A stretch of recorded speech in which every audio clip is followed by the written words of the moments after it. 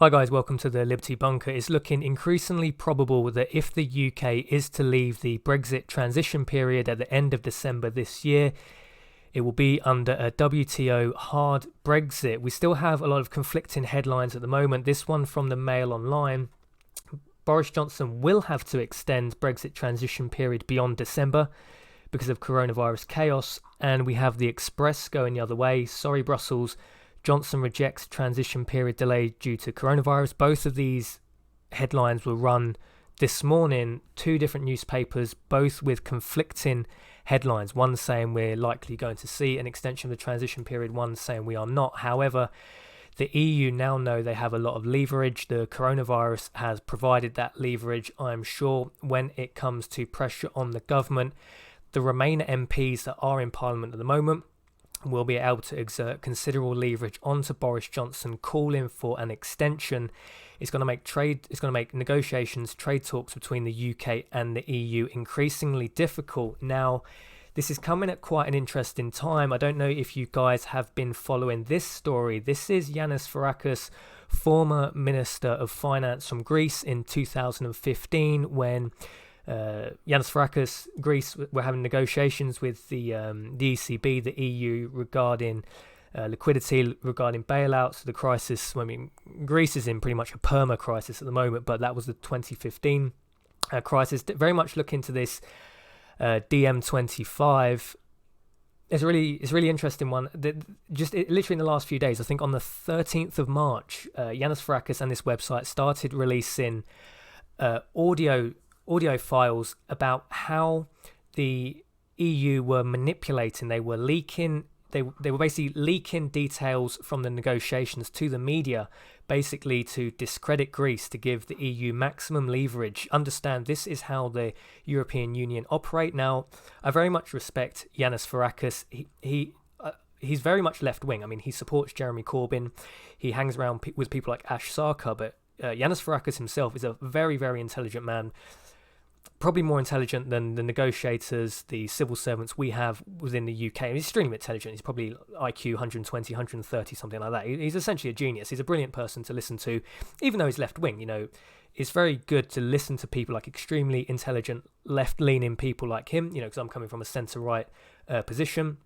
We don't want to live in an echo chamber. I love listening to Yanis Varoufakis, and he has the unique insight of having dealt with the European Union upfront and personal in terms of these negotiations. And go and listen to DM25 and the audio leaks that are starting to come out, and it just goes to show how impossible it is to deal with the European Union. Unless you're France, unless you're Germany, you're not going to get that leverage. So it's looking increasingly likely, in my opinion, if Boris Johnson is serious about leaving, it would not say for definite a WTO, but that each day that goes by, it seems with increasing probability a WTO Brexit is looking more and more likely. Whether Boris Johnson actually has the guts to go through on a WTO, I don't think he was ever serious about a WTO.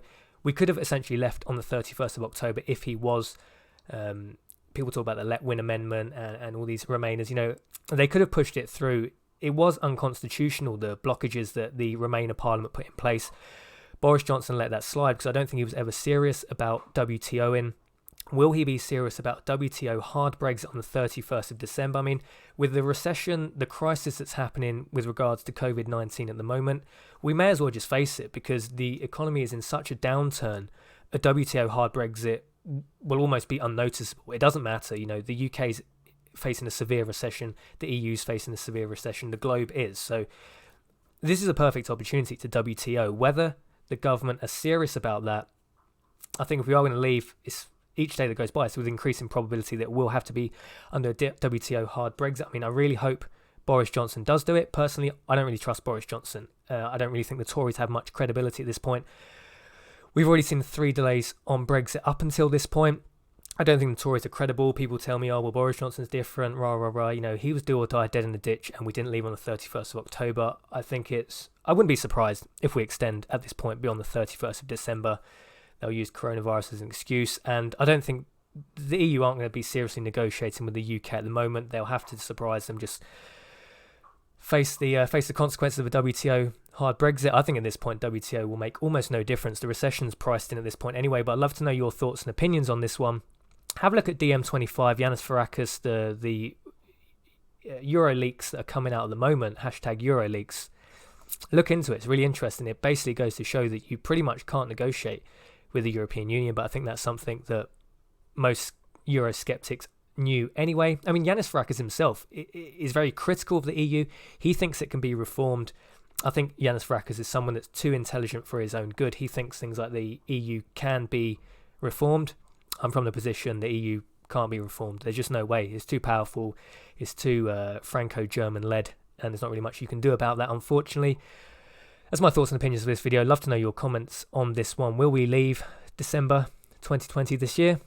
Or are we looking at something like a 1 or 2 year extension to let coronavirus blow over and then try and renegotiate a position after that? It'll be a field day for the Ramonas / Rejoiners if we do. Jason from Liberty Bunkers signing off, and I'll see you in the next video.